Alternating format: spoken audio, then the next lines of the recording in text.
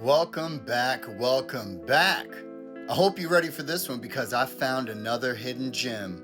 Now, most of you know that public officials, agencies, and instrumentalities of the United States must have a delegation of authority order. But did you know that there was something that must come with it, or it renders that delegation of authority order void? Oh, it's gonna be a good one. Let's dive in. But first, what is the purpose of a delegation of authority order? Here we go. A delegation of authority order from Congress serves the purpose of transferring specific legislative powers to another branch of government, typically the executive branch or an independent agency. So, a delegation of authority order must come from Congress. Okay, so now that we know that, let's check something else. Now here we go. Right below, we're going to read from the middle of the paragraph. The Supreme Court has upheld delegations of power as long as they are accompanied by an intelligible principle guiding the recipient's actions. Now, have any of you ever heard of this?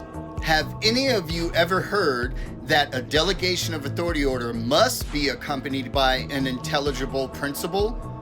Okay, but if you haven't, let's check to see what it actually is. Here we go.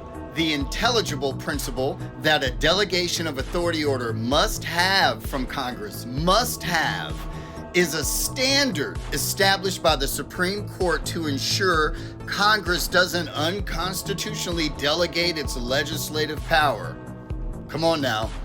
Essentially, Congress must provide clear guidance and limitations on how an agency or other entity should exercise the delegated power.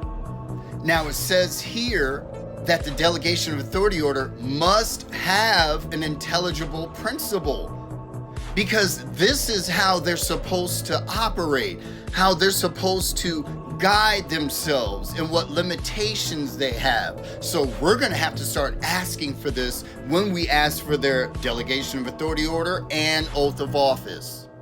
But let's continue. This intelligible principle prevents Congress from abdicating its lawmaking responsibilities by giving another body a blank check to create rules and regulations. Now, come on, y'all. Come on, y'all. You know damn well this is what they're doing. And to be honest, a lot of these officials don't even have a delegation of authority order. This is why we must ask for them before we start agreeing to contracts or responding to them. We got to know how to do this process right to back them in a corner and to make them show their proof of authority. Now check this out. The definition of intelligible principle. In U.S. constitutional law, the intelligible principle is a standard used by the Supreme Court to determine whether Congress has unconstitutionally delegated its legislative power to another branch of government, such as an agency or executive official.